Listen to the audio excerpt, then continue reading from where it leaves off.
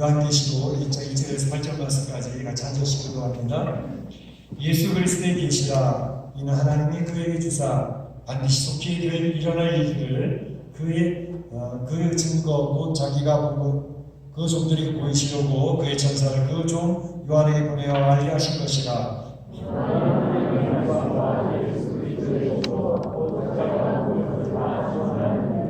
이 예언의 말씀을 읽는 자와 듣는 자와 그 가운데 기록한 것을 지키는 자는 복이 있나니 때가 가까움이라.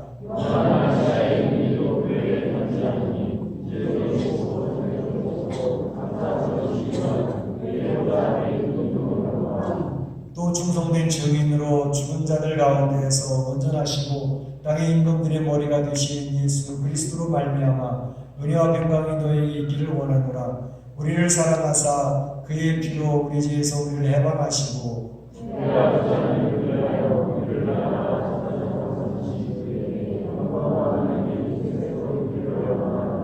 볼지어다 그가 구름을 타고 오시리라. 각 사람의 눈이 그를 보겠고 그를 찌른 자들도 볼 것이요 땅에 있는 모든 족속이 그로 말미암아 애곡하리니 그러하리라. 아멘. 이새도 계시고 전에도 있었고 장차 올 자요 전능한 자라 하시더라. 아멘. 요한계시록을 살펴보고자 합니다. 지금까지 야고보서를 쭉 살펴봤는데요. 이제 요한계시록을 살펴보면서 하나의 은혜를 나누고자 하는데, 요한계시록을 우리 사랑 성도들도 많이 읽어보시지 않았겠습니까? 성경을 읽으면서 성도님들이 보이시는 반응은 요한계시록은 너무 좀 어렵다. 읽어도 그게 무슨 말인지 잘 모르겠어. 여러 가지 상징도 많이 나오고 내용도 굉장히 힘든 것 같아. 이해가 잘 안 돼. 그런 분들이 계시고, 또 어떤 분들은 그 읽어보면 요한계시록 되게 무서워요. 그 내용들 가운데 보면 환란이라는 내용도 많이 나오고 심판, 죽음 이런 것들이 굉장히 많이 나와서 굉장히 무섭습니다. 그렇게 얘기하시는 분들이 계십니다. 이제 그렇다고 해서 이 요한계시록을 덮어두고 있을 수만은 없습니다. 오히려 요한계시록에 있는 내용을 잘 살펴보고 잘 이해하고 있을 필요가 있습니다. 마지막 때를 살아가는 성도들이기 때문에 마지막 때에 어떤 일이 이루어지게 될지를 살필 필요가 있고, 특별히 이 요한계시록을 통해서 이단들이 많이 나오기 때문에 이 정통한 요한계시록을 보는 눈이 잘 자리를 잡아야 이단들이 이야기해도 그것에 현혹되지 않을 수가 있기 때문에 그렇습니다. 그래서 이 요한계시록을 살펴보면서 이제 하나님께서 우리 성도들이 알아야 될 그런 내용이 무엇인가 하는 것을 생각해 보려고 하는데, 오늘 첫 번째 시간으로 이제 계시라는 말이 있습니다. 그래서 예수 그리스도의 계시라 이렇게 되어져 있는데, 계시라는 게 도대체 무엇인가 라는 것에 대해서 먼저 살펴보고, 두 번째로는 이 계시를 받은 사람이 누구였는가, 그리고 이 계시를 받을 때 그때 시대적인 상황은 어떠했는가 라는 것을 살펴보고, 세 번째로는 이 계시를 기록한 사도 요한이 선포하는 내용들은 어떤 것이었나 라는 것을 생각해보고, 마지막 넷째로는 바로 이 계시록을 살펴보면서 복받는 성도들이 되기 위해서 기억할 것이 있다 그랬는데, 그 기억할 것은 어떤 것들인가 하는 것에 대해서 생각을 해보면서 요한계시록 첫 번째 시간을 시작하려고 합니다. 먼저 계시라는 게 무엇인가 라는 것을 생각해 보겠습니다. 계시라는 이런 단어는 우리가 일상생활을 살아갈 때 잘 사용하지 않는 단어지 않습니까? 그리고 계시고 이런 단어를 별로 써본 적도 없고 그런 분들도 그렇게 흔하지가 않습니다. 가끔 이제 산기도 하시는 분들, 삼각산 기도원에 기도를 많이 다녔는데 내가 계시 받았어. 또 어떤 분들은 지역에 가서 특별 기도를 했는데 그곳에서 내 계시를 받았어. 그런 얘기를 하시는 옛날에 권사님들 이야기를 많이 들을 수가 있습니다. 이 계시라는 게 무엇일까? 국어 사전적인 의미는 이렇습니다. 사람의 지혜로는 알 수 없는 진리를 신이 깨우쳐 알게 하는 것, 이렇게 되어져 있습니다. 그러니까 사람이 잘 알 수는 없는데 신이 깨닫게 해주는 것, 그것을 계시라고 한다. 그래서 국어 사전적인 의미가 있는데, 그럼 기독교적인 의미로서는 어떻게 접근할 것인가 라는 것을 생각해 보면, 오늘 본문에 나와 있는 이 계시라고 하는 단어가 헬라어로는 아포칼립토스라고 이렇게 되어져 있습니다. 아포칼립시스라고 되어져 있는데 이 단어는 둘로 나눠져 있는 단어입니다. 아포라고 하는 단어와 칼립시스라는 단어, 이게 둘로 나눠져 있는데, 아포라는 단어는 이제 벗긴다, 밝힌다 그런 뜻이 있고, 칼립시스라는 단어는 덮개 또는 성막 휘장을 얘기할 때 칼립시스라는 그런 단어로 되어져 있는 것을 볼 수가 있습니다. 그러니까 아포칼립시스라는 단어를 설명을 해보면 감추어져 보이지 않던 것을 벗겨내어서 보이도록 알려준다라고 하는 그런 뜻이 되겠습니다. 우리가 기독교의 종교는 계시 종교라고 그러거든요. 일반 종교들은 사람들이 어떻게 하면 극락을 갈 것인가, 어떻게 하면 파라다이스를 갈 것인가 해서 사람들이 나름 상상을 하고 생각을 하고 또 자기 고생을 하면서 그 극락의 세계를 가려고 사람들이 수고를 해서 하려고 하는 그것이 이 세상의 일반적인 종교의 모습이라고 한다면, 기독교는 전혀 그렇지 않습니다. 기독교는 바로 계시의 종교로서 하나님께서 알려주시는 것들, 그것에 따라서 이제 하나님 나라 갈 수 있는 길을 알고 그것을 따라서 가는 것을 이제 계시 종교라고 하는데, 이제 이 계시는 두 가지가 있습니다. 요새 우리가 세례 공부하는 분들과 함께 이제 네다섯 분이 같이 공부를 하는데, 거기에 오게 되면 계시가 무엇인가 라고 해서 이 계시 두 가지가 있다는 것을 공부를 했습니다. 첫째로는 일반 계시가 있고 두 번째로는 특별 계시가 있습니다. 이 일반 계시는 다른 말로 자연 계시라고 그러기도 합니다. 특별 계시는 다른 말로 초자연 계시라고 그러기도 합니다. 그러니까 일반 계시, 이 자연 계시라는 것은 뭐냐면, 이것은 믿지 않는 사람이나 믿는 사람들이나 이 세상 모든 사람들이 이 하나님이 알려주신 그런 내용들을 일반 계시라고 이야기합니다. 이를테면 자연 만물, 또 이 지구가 돌아가는 그런 사계절에 대한 내용들, 또 우주의 이런 모든 모습들, 질서 있게 자연 만물이 되어진 것을 통해서 안 믿는 사람들조차도 이 세상을 만드신 분이 있을 것 같아, 그리고 이 세상은 질서 있게 이렇게 차분하게 돌아가는 모습을 보니까 누가 주관하시는 것 같아 라고 하는 그런 신개념이 생깁니다. 그래서 이 자연 만물을 통해서 하나님이 이 세상을 창조하시고 주관하시고 이끌어가신다는 것을 알 수 있게 하셨죠. 그래서 로마서 1장 20절에 보게 되면 그런 내용을 설명하고 있습니다. 창세로부터 그의 보이지 아니하는 것들, 곧 그의 영원하신 능력과 신성이 그가 만드신 만물에 분명히 보여 알려졌나니 그러므로 그들이 핑계하지 못할지니라, 이렇게 되어 있습니다. 그러니까 이 자연 만물에 이 세상을 창조하신 하나님의 신성과 능력, 그런 것들이 보여 알게 되어져 있다는 것이죠. 그래서 복음이 들어오기 전에, 예수님이 소개되기 이전이라도 전혀 이 세상에 있는 모든 것들이 하나님으로부터 왔다라는 것을 알아서 그런 신을 섬기고 또 우상을 섬기고 여러 가지 종교를 갖는 그런 이제 미개한 원시적인 종교들이 있다라고 하는 것을 알려주고 있습니다. 그것은 일반 계시, 자연 계시를 통해서 저절로 하나님의 그 뜻하신 바를 알려주고 있기 때문에 어느 누구도 하나님이 없다고 핑계할 수 있는 사람이 아무도 없다는 것이죠. 이런 일반 계시, 자연 계시가 있는가 하면 특별 계시와 또는 초자연 계시라는 것이 있습니다. 이 특별 계시라고 하는 것은 하나님께서 바로 그의 택한 자, 구원받은 하나님의 백성들에게 하나님의 뜻을, 하나님의 계획을, 하나님이 이 세상이 어떻게 만들어졌는지, 이 세상이 어떻게 진행될 것인지, 이 세상의 끝은 어떨 것이고 이 세상 끝 이후의 세계는 어떨 것인지, 그런 하나님의 계획과 설계도를 그 믿는 하나님의 자녀들에게 보여주는 것을 특별 계시라고 합니다. 그걸 초자연 계시라고 합니다. 그래서 이 계시의 내용은 하나님이 보여준 사람은 누구든지 알 수 있게 되어져 있습니다. 이제 어떤 사람들은 그 계시는 알기 힘들겠네 하지만 하나님이 보여주시면, 이렇게 덮어져서 감춰져 있던 것을 열어서 보여주시면 초등학교 학생들도 누구든지 다 압니다. 공부 안 했던, 이제 공부 안 했던 그런 모든 사람들도 다 알 수 있습니다. 그렇지만 그 감춰져 있는 것을 열어서 보여주지 않으면 박사학위를 몇 개씩이라도 가지고 있어도 그 내용 하나님의 뜻을 알 수가 없는 것입니다. 바로 이게 계시의 특징입니다. 그래서 하나님께서는 하나님의 백성들을 구별해 내셔서 그 하나님의 백성들에게 하나님이 계획하신 그 계획과 그 설계도와 하나님 뜻하신 그 목적을 정확히 보여주시는 것이 바로 특별계시다 이 말이죠. 이 특별계시는 무엇일까? 그것은 곧 성경입니다.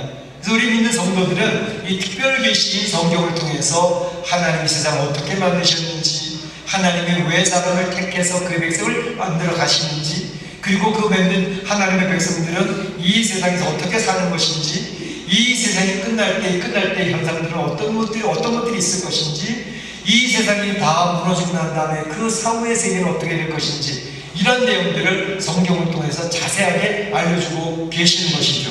그래서 이 성경 말씀이 계시인 것입니다. 그래서 오늘날 어떤 분들이 나 계시 받았어 이야기할 때 그 계시의 내용을 잘못 알고 계시는 것입니다.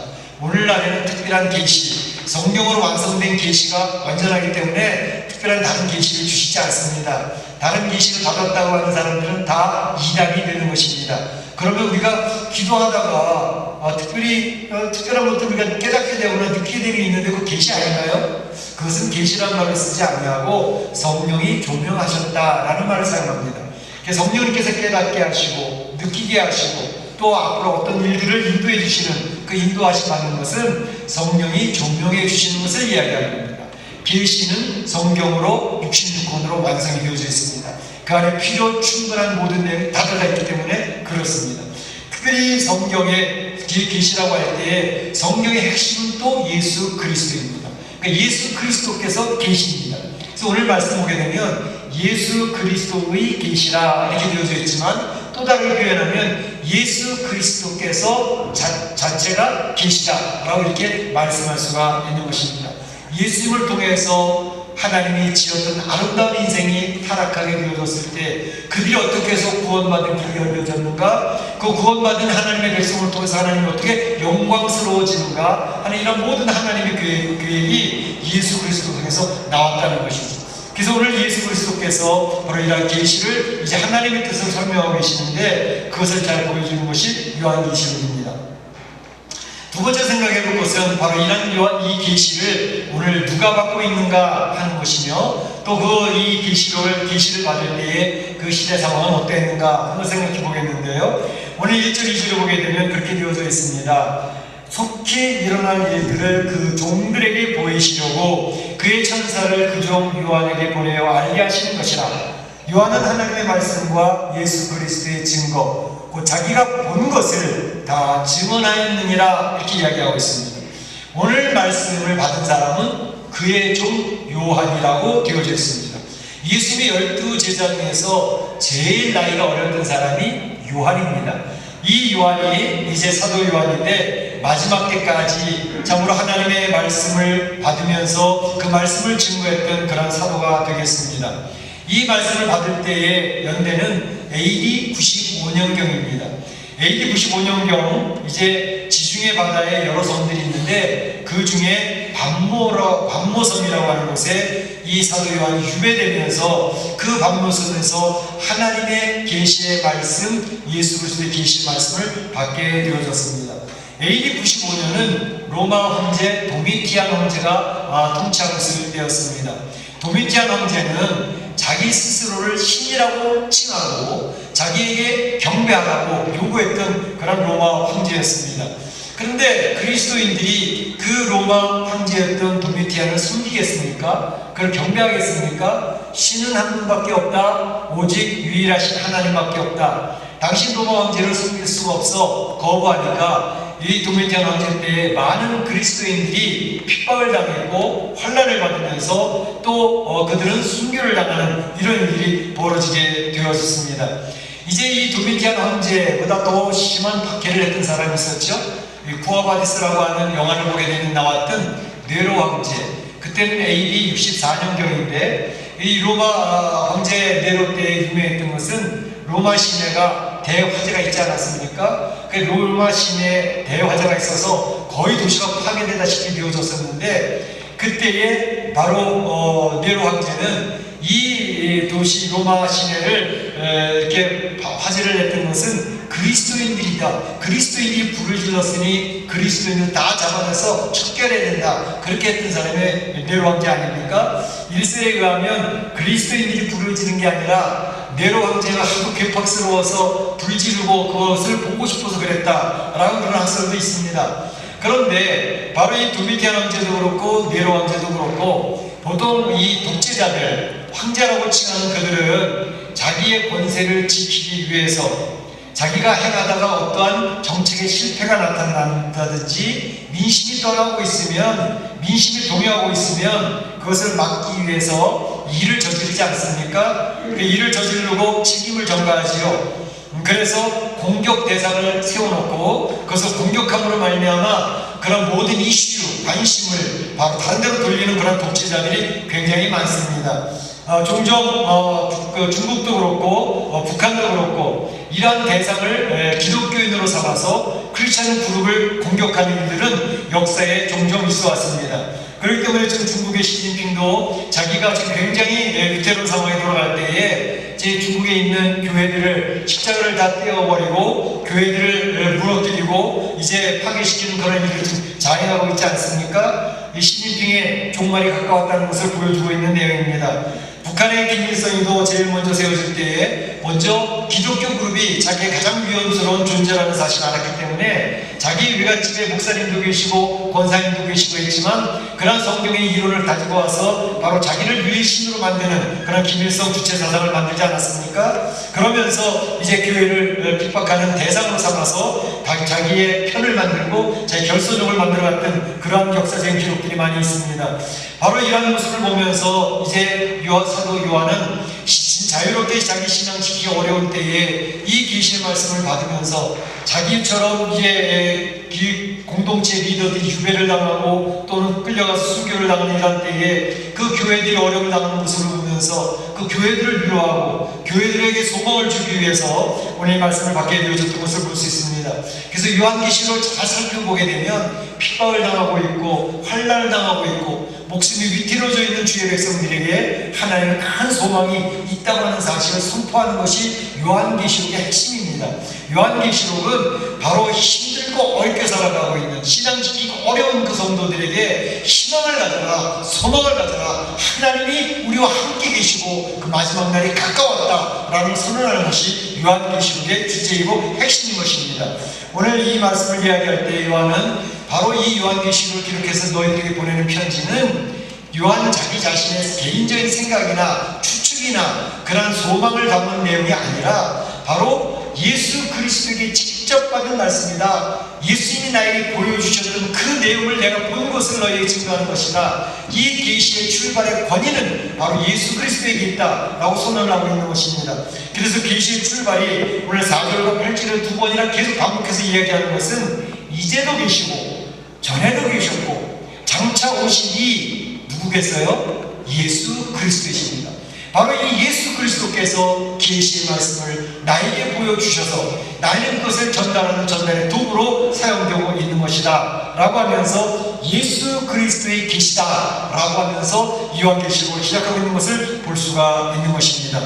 오늘 이 요한계시록을 기록하는 사도 요한이 선포하는 내용, 중요한 내용들이 몇 가지 있습니다. 그 내용은 네 가지로 간단히 정리를 먼저 해보면 머리 대신 예수 그리스도로 말미암아 은혜와 평강이 힘들고 어려운 시대를 살고 있는 성도들이 꼭 기록하기를 바란다 라고 이야기하고 있습니다. 두 번째로는 우리를 사랑하신 하나님이, 우리 예수님이 자신의 피로 우리 죄에서 우리를 해방시키는 분이시다 라는 것을 이야기하고 있고, 세 번째로는 하나님을 위하여 우리 성도들, 우리를 나라와 제사장으로 삼으신 분, 그분이 예수님이시다 라는 것을 얘기하고 있고, 네 번째로는 볼지어다 그가 구름을 타고 오시리라, 예수님의 재림이 가까웠다 라는 사실을 선언하는 것이 오늘 사도 요한이 요한계시록을 시작하면서 그 힘들고 어려운 시대를 살아가는 성도들에게 선포하고 계시는 말씀입니다. 먼저 머리 대신 예수 그리스도로 말미암아 은혜와 평강이 너희 일곱 교회 성도들에게 있어지기를 바란다 라고 이야기를 했는데, 그래서 은혜라는 단어를 우리가 자주 사용하고 있지 않습니까? 은혜라고 하는 말은 헬라어로 카리스라고 이렇게 되어져 있습니다. 이 카리스라고 하는 단어는 인생들에게 값없이 주시는 하나님의 끊임없는 사랑을 이야기할 때 바로 카리스라고 하는 단어를 쓰는 것입니다. 그러니까 하나님께서는 하나님의 사랑을 주시는데 값없이 주시는 것, 그리고 끝까지 사랑하신다는 것, 그것이 은혜입니다. 그 다음에 평강이라는 단어를 쓰는데 너에게 평강이 있기를 원한다 할 때 이 평강은 헬라어로 에이레네라는 단어로 되어져 있습니다. 이것은 무슨 말이냐면 예수 그리스도를 통해서 하나님과 인간 사이에 깨어져 있던 관계, 단절되어져 있던 관계를 다시 회복시키는 것을 평강이다, 에이레네다 라고 이렇게 이야기를 하고 있습니다. 그러니까 이 평강이 성도들에게 있는 것은 바로 하나님과 이 인간의 끊어졌던 관계가 이어지는 것을 평강이라 이렇게 얘기를 하고 있는 것이죠. 그래서 이런 평강은 인간의 노력으로 이루어지는 것이 결코 아닙니다. 오직 하나님께서 내려주시는 은혜의 결과로서 평강이 임하게 되어져 있는 것입니다. 은혜, 하나님이 값없이 끝까지 주시는 그 사랑 때문에 하나님과 우리 관계가 끊어졌었는데 그 관계가 다시 이어지면서 바로 그 은혜의 결과로 그 성도들에게 마음의 평강이, 하나님의 주신 안식이, 평강이 심하게 임하게 되어졌다 하는 것을 이야기하는 것이죠. 두 번째로 얘기하는 것은 하나님께서 우리를 사랑하사 자기의 피로, 예수님이 자기의 피로 우리 죄에서 우리를 해방시켜 주셨다라는 것을 기억하라고 이야기를 합니다. 바로 죄사함의 확신을 가져야 된다라는 것을 얘기하죠. 힘들고 어려울 때마다 우리 사랑하는 성도들이 죄사함에 대한 확신을 가져라 이야기합니다. 우리가 신앙생활 출발할 때 세례를 받지 않습니까? 세례 받을 때 세례받는 사람은 누구? 예수님이 저를 위해서 십자가에 달려 돌아가신 것을 믿습니다. 3일 만에 다시 부활하신 그 예수님을 믿습니다. 예수님이 나를 위해 돌아가셨기 때문에 제가 지은 죄에 대해서 그 죄에 대한 책임이 면제되었음을 믿습니다. 그걸 고백할 때 우리 세례받지 않습니까? 그래서 예수님께서 하신 그 일은 십자가에서 7마디 말씀, 가상 7원의 말씀하실 때에 다 이루었다라는 선언을 하시죠. 이 다 이루었다, 테텔레스타이라고 하는 단어는 경제적인 용어라고 말씀을 드렸습니다.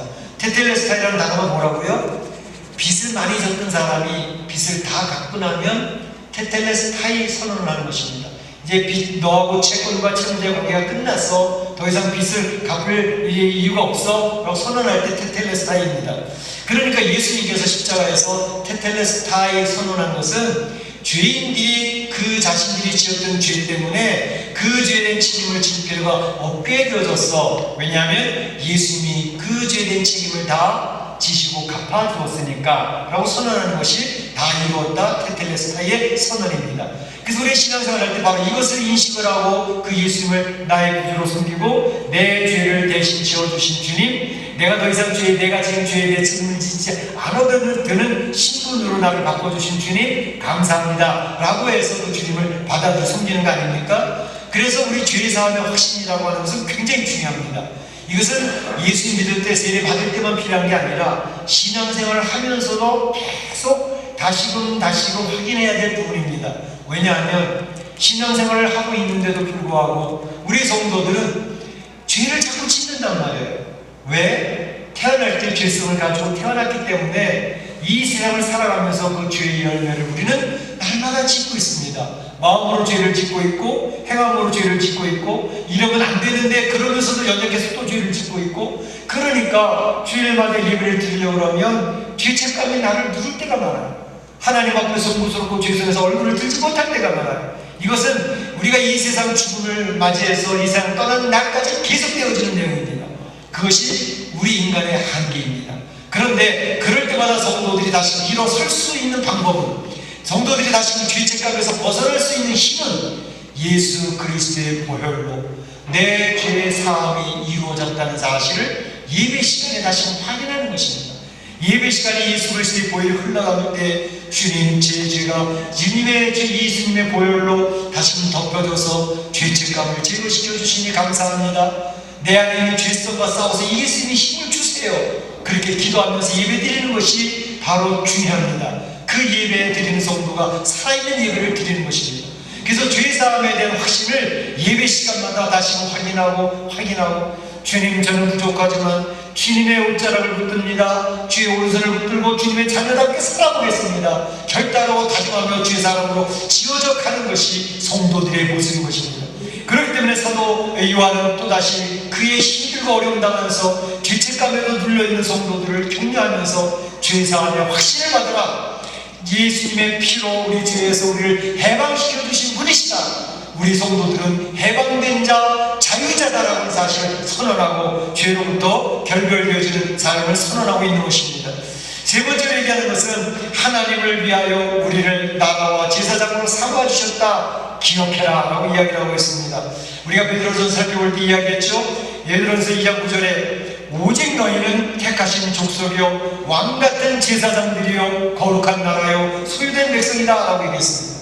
우리 성도들은 하나님이 택하신 백성이랍니다. 그리고 왕같은 제사장이라고 하는 신앙의 정체성을 심어주십니다. 거룩한 나라요 하나님의 소유된 백성이라고 이제 베드로가 선언하고 있습니다. 이것은 뭐냐면 우리 성도들이 내 성도의 정체성을 정확히 인식할 필요가 있습니다. 우리 성도는 직분이 제사장 직분입니다. 제사장의 하트니는 뭐지요? 구약의 율법의 시대의 제사장들은 바로 죄인들이 자기 죄를 짓고 오면 제물 어린 양을 끌고 옵니다. 저 이런 죄를 지었습니다. 죄 용서받기를 원합니다. 그러면 제사장은 그 죄물 위에 그 사람의 죄를 다 전가시키는 기도를 하고 그 어린 양을 찢어서 죽여서 피는 따로 모으고 그 어린 양의 이제 그 고기는 불태워서 번제단에 태워 향기로 올리고 그 피는 예수 하나님의 존전 피를 뿌리면서 하나님 저 사람이 지은 결과로 이 죄의 피값이 나왔습니다. 사망이 왔습니다. 라고 하는 선언하면서 그 죄를 용서해 주시는 것이죠. 바로 이것이 제사장이 하는 일이었습니다. 그런데 성도들이 바로 이와 같이 거룩하신 하나님과 죄인 사이를 연결시켜주는 중보의 역할을 하고 있는 사람들이 성도들이라는 것입니다. 그래서 성도들이 이 세상에 예수님을 알지 못하는 사람들에게 계속 예수님을 증거하는 사람으로 살아가는 겁니다. 증인으로 살아가는 것입니다. 나도 예수님을 믿어서 이와 같은 은혜를 입었으니 너희들도 같이 하나님 앞에 나아가서 주의 은혜를 누리자 라고 이야기하는 전도의 사역을 감당하는 것입니다. 근데 또 왕같은 제사장이라고 했습니다. 왜 왕일까? 왕은 뭐예요? 왕은 세상을 다스리는 사람입니다. 나라를 다스리는 사람입니다. 내 성도들이 왕이라는 거예요. 어떻게? 제사장처럼 세상을 숨기고 낮은 자에서 그들을 돌보고 그들을 숨겨나갈 때 하나님 그들에게 권위를 주시기 때문에 그 사람을 그 성도들을 세상 사람들이 존경합니다. 존중합니다. 그러니까 성도들의 말이 이 세상에 먹히는 겁니다. 성도들이 빛과 소금의 모습을 보이니까 세상 사람들이 성도들 따라가고 싶어 합니다. 그래서 성도들은 이 세상을 다스리는 왕의 역할을 감당하게 된다는 것입니다.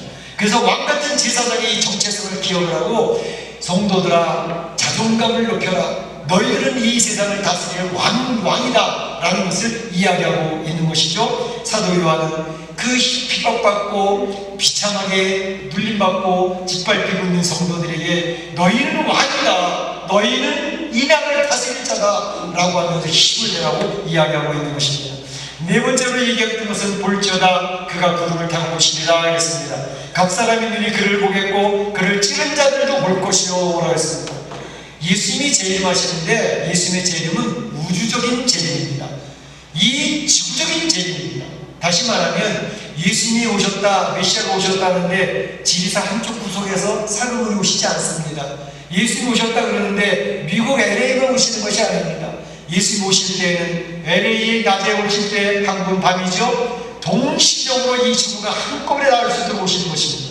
시공간을 초월합니다. 심지어 예수님을 창으로 찔렀던 로마 군병이 그 예수님의 재림으로 인식하게 되어지는 그런 시공간적인 역사가 나타난다는 것입니다. 바로 이런 놀라운 지역을 넘고 공간을 넘고 시간을 넘어서 오시는 이러한 우주적인 강림으로 예수님 오실 때 바로 그때에 예수 믿는 성도들을 핍박하고 교회를 파멸하는 그런 박해자들은 곡소리가 나는 날입니다. 주님이 심판주로 오셔서 바로 예수님 믿는 사람을 핍박하고 순교자로 몰고 나가고 교회를 파괴하는 그 사람들은 울며 도망을 갑니다. 산 하나를 가려다오 바위 하나를 숨겨다오 도망가는 그런 놀라운 역사가 일어나면서 성도들은 어떻게 할까? 핍박을 받고 무시를 당하고 짓밟힘을 당해서 생명의 위험을 느꼈던 성도들은 환호성을 벌이는 찬양을 하며 주 예수여 어서 오시옵소서 마라나타 하면서 하나님의 예수님의 재림을 맞이하는 그런 아주 극적인 상황이 주님의 재림 때 벌어지게 된다는 것입니다. 그렇기 때문에 주님의 재림을 우리 성도들은 무서워할 게 아니라 환영하고 기대감을 가지고 준비하고 있어야 되겠다는 것입니다. 우주의 주인 되신 하나님, 예수님께서 주신 이 계시의 내용을 사도 요한이 내가 이제부터 자세하게 내가 본 것들을 설명해 줄게. 이 내용들을 잘 기억을 하고 지금 도미티안 황제 밑에서 처참하게 죽어가고 있는 성도들, 길을 못 펴고 힘을 잃어가고 있는 성도들이여 힘내라. 너희가 지금 힘들고 어려워도 우리 예수님이 세상을 이겨나라. 강하고 담대하라 외치면서 우리 성도들을 격려하는 말씀이 요한계시록의 핵심이 되어지고 있는 것입니다. 오늘 요한은 이 계시록을 얘기하면서 계시록을 살펴볼 때에 복받는 성도가 되어지길 바란다고 얘기했는데, 계시록을 살펴보고 복받는 성도들에 대해서 기억할 것을 몇 가지 이야기합니다. 3절에 보게 되면 이렇게 이야기합니다. 이 열의 말씀을 읽는 자와 듣는 자와 그 가운데 기록한 것을 지키는 자는 복이 있나니 때가 가까움이라. 복이 있다 그랬어요. 성도들은 복 있는 사람들이다 라고 선언을 하고 있습니다. 그런데 구체적으로 세 가지를 이야기합니다. 첫째는 말씀을 읽는 자가 복이 있다 했습니다. 이 예언의 말씀을 읽는 자, 여기서 이 예언의 말씀은 단순히 요한계시록만을 이야기하는 게 아니고 성경 전체를 이야기합니다. 성경 전체가 예언의 말씀이고 성경 전체가 계시 말씀이기 때문에 이 계시록을 이 요한 읽으면 하나님의 복이 있다라는 것입니다. 제가 요즘 굉장히 감사하고 기쁜 내용이 있습니다. 그게 뭐냐면 우리 성도들 카톡방에 이제 각 목장의 카톡방들이 이렇게 내보면 어떤 목장에서 그 성경을 읽고 있는 성경에 읽고 있는 진도들을 서로 쉐어링하는 그런 모습들이 보여져요. 그래서 성경 드라마 앱을 통해서 또 성경 에센스 어떤 그런 앱을 통해서 성경을 읽어나가는데 이게 잘 서로 격려하고 서로 체크해주면서 성경 열심히 읽는 그런 목장을 봤습니다. 얼마나 감사한지 모릅니다. 1월달, 2월달에 서로 마음의 다짐과 결단을 하면서 성경을 열심히 읽는 성도들이 굉장히 많이 있는 것을 봅니다. 너무너무 기뻤습니다. 하나님의 말씀을 가까이 하면 하나님의 뜻을 알게 됩니다. 하나님의 의도를 알게 됩니다. 그 하나님의 의도를 알고 그 뜻을 아니까 복받는 성도가 될 수밖에 없습니다. 이 세상을 보는 눈이 생깁니다. 이 세상을 보는 분별력이 생깁니다. 우리 가치관이 새롭게 정리됩니다. 세상 학교에서 배웠던 그런 가치관이 다 다시 무너지면서 성경에서 이야기하는 물질관, 세계관, 역사관 이런 모든 가치관이 새롭게 정리되면서 하나님 뜻에 맞춰 살아가는 성도로 세워지게 되는 것이죠. 그러니까 복받게 되어지게 있습니다. 그런데 두 번째 얘기하는 것은 말씀을 듣는 자가 복이 있다 그랬습니다. 말씀을 열심히 읽기는 있는데 열심히 읽어도 이해되지 않는 부분들이 많아요. 더군다나 처음에 이제 한두 번 읽는 분들은 성경 읽어도 이게 무슨 소리인지 몰라요. 좀 읽다 보면 한 15분, 20분 읽다 보면 좋은 내용입니다. 그래서 잠을 못 자는 불면증 환자가 있냐? 성경을 읽어라. 그런 말이 있을 수 있습니다. 이해가 잘 안 되니까요. 그렇지만 성경을 읽고 모르는 부분은 퀴즈처럼 마크를 붙여서 읽어나가면 됩니다. 그러다가 하나님의 말씀을 듣습니다. 설교를 듣습니다. 집회에 참여해서 이런 얘기 저런 얘기 계속 들으면 성경의 그 백그라운드를 알게 되어지고 하나님이 그 성경에서 의도해서 말씀하고자 할 게 무슨 내용인지 알기 시작을 하면 성경이 꿀소리처럼 달아지기 시작합니다. 아, 이게 이런 뜻이었구나. 이런 시대적인 배경에서 예수님은 이렇게 말씀하신 거구나. 이게 알아지기 시작하니까 성경이 재밌어지기 시작합니다. 그런 성경을 연구하는 사람은 생깁니다. 그러니까 하나님 말씀을 열심히 듣는 게 굉장히 중요합니다. 몰랐던 성경에 눈이 열리기 시작을 하는 거죠. 이해되어지기 시작을 하는 거죠. 그러니까 재밌어지죠. 그러니까 열심히 듣는 사람이 복이 있다는 것은 굉장히 중요합니다. 그래서 주일에 이제 주일날 4번 주일 예배 드리잖아요. 한 달에 4번. 근데 그것만 가지고 많이 부족합니다. 열심히 듣는 시간이 있다면 열심히 들으시길 바랍니다. 3일 예배도 나오시고 금요일 예배도 나오시고 중복 예배도 나오시고 하나님 말씀 열심히 들으면 여러분에게 유익합니다. 신앙 성장에 큰 유익이 있게 되어지니까 복을 누릴 수 있게 되어진다는 것입니다. 그 다음에 세 번째로 중요한 것은 말씀을 지키는 자가 복이 있나니 이렇게 얘기하고 있습니다. 기록한 것을 지키는 자가 복이 있다. 사도 요한이 굉장히 강조해서 한 말씀입니다. 특별히 우리가 살펴왔던 야고보서에서도 그 얘기를 하고 있지 않습니까? 열심히 듣고 지키는 자가 복이 있다. 하나님 말씀 열심히 읽고 예배 시간에 빠지지 않고 설교를 열심히 듣는데 열매가 맺히지 않는 사람들이 있습니다. 열매가 없는 분이 있어요. 왜 그럴까요? 말씀 많이 읽었어요. 그리고 열심히 들었어요. 그런데 열매가 안 생겨요. 그 이유는 말씀을 지키지 못했기 때문에 그렇습니다. 야고보가 얘기했던 것처럼 행함 없는 신앙은 열매가 맺히지 않는다라고 이야기를 했습니다. 예수님께서 열매를 보아 그를 알지니 라고 이야기했습니다. 신앙의 그 모든 것은 어디에서 나타나는가? 열매를 통해서 검증이 되는 것입니다. 열매가 있는 신앙에는 안 봐도 저 사람은 구원받은 사람이라는 게 그냥 증명이 되는 겁니다. 열매를 통해서 그 사람이 구원받은 사람이라는 것이 드러나게 되는 것입니다. 검증이 되는 것입니다.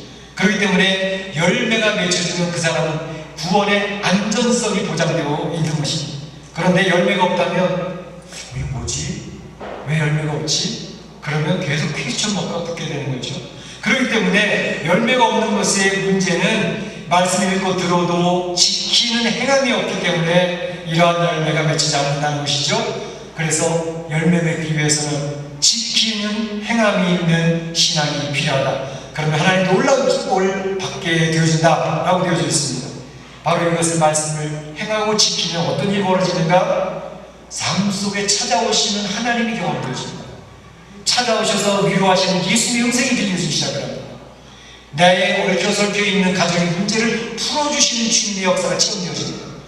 사업에서 얽혀설켜 있는 여러 가지 어려운 문제를 하나님께서 희한한 방법으로 만날 사람을 만나게 하시고 전혀 모르던 사람을 통해서 이제 자본이 공급되게 하시고 이런 역사, 내가 계획해도 되어지지 않았던 문제들이 해결되는 역사를 체험하게 되어집니다. 바로 우리의 신앙은 관념적인 신앙이 아니라 우리가 살고 있는 멕시코에서 실생활 속에서 역사하시는 하나님을 경험하는 그런 일들이 체험되어지는 살아있는 신앙이 되어지게 되는 것입니다. 위로하시고 역사하시는 하나님을 경험할 때 내가 기도한 것이 응답된 것을 체험한 성도들 얼마나 힘이 있습니까? 오늘 사도 요한은 그것을 권면하고 있는 것입니다. 오늘 이제 요한계시록을 살펴보기 시작하는 첫 시간입니다. 이 요한계시록을 좀 살펴보면서 우리 힘들고 어려운 시대를 살아가는 성도들이 마지막 때 어떤 일들이 있는지 하나님 주신 설계를 보면서 거기서 낙심하고 절망할 것이 아니라 힘을 갖고 소망을 가지면서 잘 이겨낼 수 있는, 그래서 그 사람들은 하나님께 영광을 돌리고 축복의 통로가 되시는 그런 은혜가 있어지고 주님의 이름으로 축원합니다. 축복합니다. 제가 다 잠시 기도하겠습니다.